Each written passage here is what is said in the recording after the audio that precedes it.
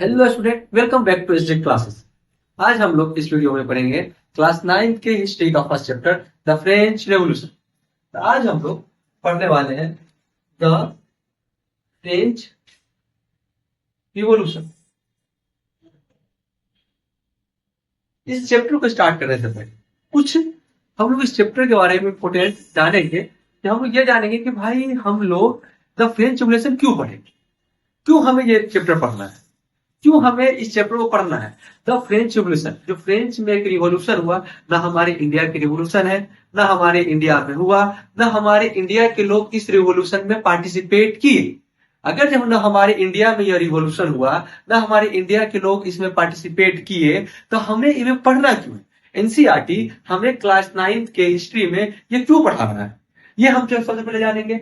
इसका रिलीवेंस देखेंगे कि आगे और रिलीवेंस क्या है कि जब हम लोग क्लास 10th का फर्स्ट चैप्टर पढ़ेंगे नेशनलिज्म इन यूरोप, तब पढ़ेंगे, तब वहां पर भी हम लोग देखेंगे कि ये चैप्टर नेशनलिज्म इन यूरोप का जो बेस है, वो बेस क्या है, यही चैप्टर तैयार करेगा। अगर आपको फ्रेंच रिवॉल्यूशन अच्छे से नहीं आ रहा है, तब आप जब नेशनलिज्म इन यूरोप पढ़िएगा, तब वहां पे प्रॉब्लम क्रिएट होने वाला है। तो ये चैप्टर हमारे लिए बहुत ही ज्यादा इंपोर्टेंट है। इंपोर्टेंट किस लिए है, ये हमें क्लास 9 के लिए इंपोर्टेंट है, साथ में जो हमारे आने वाला जो मतलब क्लास 10th है, उसका जब फर्स्ट चैप्टर पढ़ेंगे rise of nationalism in Europe, उसके लिए भी इंपोर्टेंट है। इस चैप्टर को हम लोग बहुत ही ध्यान से पढ़ेंगे, इसकी कहानी को समझेंगे, और बहुत ही स्टेप बाय स्टेप, बहुत ही गौर से ध्यान से हम लोग स्टेप बाय स्टेप इस पर जो है कंसंट्रेट होकर के आगे बढ़ने की कोशिश करेंगे। हम लोग सबसे शुरुआत में क्वेश्चन स्टार्ट किए थे, भाई इस चैप्टर को हमें पढ़ना है क्यों। बाकी का तो पढ़ना है, समझेंगे, आगे समझना ही है। इसमें जो है जो हुआ, मोनार्की खत्म हुआ, क्या हुआ नहीं हुआ, रिपब्लिक आया, राजा था, क्या खदाब रहा, मारपीट, दंगा फसाद, ये सब जो हुआ, ये सब तो हम लोग पढ़ते ही रहेंगे। लेकिन क्यों पढ़ना है, क्यों हमें फ्रेंच रिवॉल्यूशन पढ़ना है, आइए हम लोग जानते हैं, थोड़ा सा इसका जो है आंसर जानने की कोशिश करते हैं।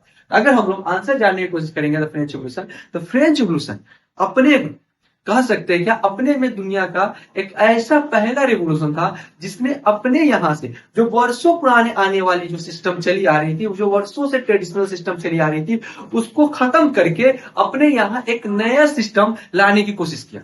अपने यहाँ जो पॉलिटिकल ऑर्डर बहुत वर्षों से चली आ रही थी, उस पॉलिटिकल ऑर्डर को चेंज करके एक नया पॉलिटिकल ऑर्डर लाने की कोशिश किया। इसके लिए हमें पढ़ना है। कहीं ना कहीं ये वर्ड्स को पूरे दुनिया को एक एग्जांपल दे रहा है कि किस तरह से हम लोग अपने यहाँ के पॉलिटिकल ऑर्डर को चेंज कर सकते हैं एक सिस्टमेटिक वे में, कैसे चेंज कर सकते हैं। इसके लिए हमें जो है फ्रेंच रिवॉल्यूशन पढ़ना है। इसके बाद दूसरी अगर देखते हैं कि अगर हम लोग अपना इंडियन कॉन्स्टिट्यूशन उठाएंगे, अपने इंडियन कॉन्स्टिट्यूशन उठा करके जब उसके प्रियम्बल को हम लोग पढ़ेंगे, तो प्रियम्बल में भी या हमारे इंडियन कॉन्स्टिट्यूशन में भी बहुत सारे शब्द जो फ्रेंच रिवॉल्यूशन से लिए हुए, खास करके इंटीग्रिटी, लिबर्टी, फेटर्निटी, ये सब जो कुछ ऐसे शब्द थे जो फ्रेंच रिवॉल्यूशन से निकले, और ये शब्द को हमारा इंडियन कॉन्स्टिट्यूशन पूरे तरह से अडॉप्ट कर। कुछ हमारे जो रिवोल्यूशनरीज थे वो भी इनसे इंपैक्ट थे, बहुत ही ज्यादा इनसे प्रभावित हो गए थे। जैसे कि हमारे यहाँ के मतलब शेरों टाइगर ऑफ मैसूर, टीपू सुल्तान, ये जो है फ्रेंच रिवॉल्यूशन से इंपैक्ट हुए।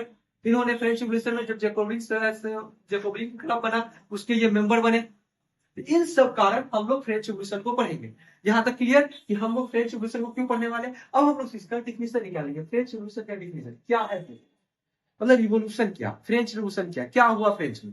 अगर इसको हम लोग लिखेंगे, हम लोग इसको डिफाइन करेंगे क्या कि फ्रेंच में जो ओल्ड पॉलिटिकल ऑर्डर था, फ्रेंच में ओल्ड पॉलिटिकल ऑर्डर को चेंज करके उसके जगह पर न्यू पॉलिटिकल ऑर्डर लाया गया, उसी को हम लोग कहेंगे फ्रेंच रिवोल्यूशन। मतलब कहते हैं क्या,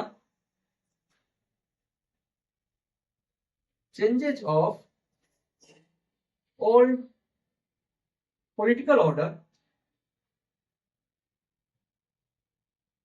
इन take place new political order, new political order. अब क्वेश्चन उठता है सर, ये सर ओल्ड पॉलिटिकल ऑर्डर क्या और न्यू पॉलिटिकल ऑर्डर क्या है, क्या है ये ओल्ड पॉलिटिकल ऑर्डर और न्यू पॉलिटिकल ऑर्डर। अगर हम लोग फ्रांस में देखेंगे, तो अगर फ्रांस में हम लोग देखते हैं, शुरुआत में 1789 या 1791 तक या उसके बाद तक हम लोग देखते हैं क्या कि फ्रांस में जो है ओल्ड पॉलिटिकल ऑर्डर में मोनार्की, ओल्ड पॉलिटिकल ऑर्डर में मोनार्क। और इसके बाद यहां पर रिवोल्यूशन के जरिए रिपब्लिक लाने की कोशिश किया। और फिर दिमाग में क्वेश्चन आ रहा है, सर ये मोनार्की क्या है, ये मोनार्की क्या है और ये रिपब्लिक क्या है। जो पॉलिटिकल ऑर्डर को चेंज किया, पुराने पॉलिटिकल ऑर्डर को चेंज करके नया पॉलिटिकल ऑर्डर वहां पे लाया गया, इसी को हम लोग कहेंगे फ्रेंच रिवॉल्यूशन की। फ्रेंच रिवॉल्यूशन में देखेंगे कि किस तरह से एक पुराने पॉलिटिकल ऑर्डर को चेंज करके उसके जगह पे न्यू पॉलिटिकल ऑर्डर को लाया गया। ये तो बात है।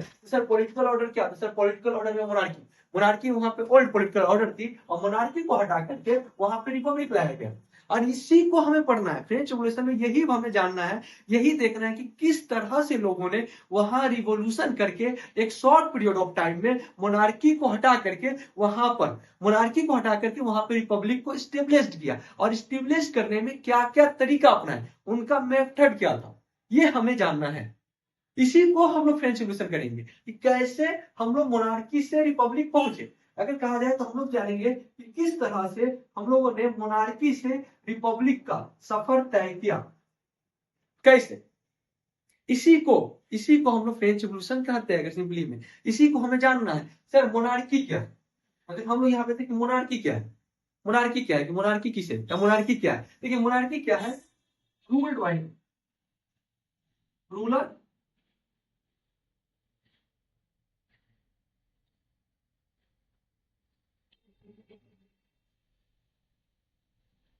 रूल्ड बाय, क्या कर सकते हैं, head of the state king. Monarchy में क्या होता है, मोनार्की में भाई ऐसा रीजन जहां पे राजा ही सब कुछ है, राजा ही जो है मतलब कि अपना डिसीजन लेगा, राजा ही हर कुछ कर रहा है। शुरुआत में क्या था कि भाई ऑटोक्रेटिक मोनार्की थी। क्या फ्रेंच रिवॉल्यूशन में पॉलिटिकल ऑर्डर ऑटोक्रेटिक मोनार्की, मतलब राजा जो डिसीजन ले लिया वही डिसीजन है। राजा अगर कर दिया तक दिनाधीन था, सारे लोग कहेंगे तक दिनाधीन था, ये था। ये क्या था हमारा पॉलिटिकल ऑर्डर कि राजा बोला नाचो तो नाचो, ये था ऑटोक्रेटिक मोनार्की, मतलब राजा की हुक्म, राजा जो बोल दे मानना पड़ेगा, ये था। जबकि हम रिपब्लिक में आएंगे तो यहाँ पर कि स्टेट को रूल कर रहे हैं किंग के द्वारा, स्टेट को किंग के द्वारा, तो यहाँ पर क्या हुआ, रिपब्लिक में the head of state, the head of the state, state elected by the people. Republic में क्या है सर, रिपब्लिक क्या, जहां पे हेड का स्टेट क्या हो जाए, लोगों के द्वारा इलेक्टेड हो जाए। जैसे हमारे इंडिया में प्रेसिडेंट, हमारे इंडिया में head of the state president है, जो प्रेसिडेंट क्या है इनडायरेक्टली वैसे लोगों के द्वारा इलेक्ट किए जाते हैं। वही कह रहे हैं रिपब्लिक में क्या, head of the state elected by the people, लोगों के द्वारा जो हेड को मतलब चुना जाएगा उसमें रिपब्लिक हो गया। यहाँ पे लोगों के द्वारा किंग नहीं चुना जाएगा बल्कि डायनेस्टिकली आ रहा है कि राजा का बेटा राजा, राजा का बेटा राजा, राजा का बेटा राजा, राजा का बेटा राजा ही राजा बनेगा। यह हो गया मोनार्की, मोनार्की में ऑटोक्रेटिक। तो हम लोगों ने मतलब फ्रेंच रिवॉल्यूशन में क्या, फ्रेंच रिवॉल्यूशन में लोगों ने जहां पे शासन कि राजा के द्वारा किया जाता था, ये राजा के द्वारा रूल को चेंज कर दिया, किसके द्वारा, लोगों के द्वारा चुने गए रिप्रेजेंटेटिव शासन करेंगे। समझ में आया क्या है, कहा क्या जा रहा है। मोनार्की में, मोनार्की से रिपब्लिक आया, ये कैसे आया, कैसे आया हमें ये जानना है कि क्या क्या आया, ये जानना है। तो हम लोग इसको मिटाते हैं, नोट आउट कर लिया जाए, और इसके बाद हम लोग कहानी की शुरुआत करेंगे।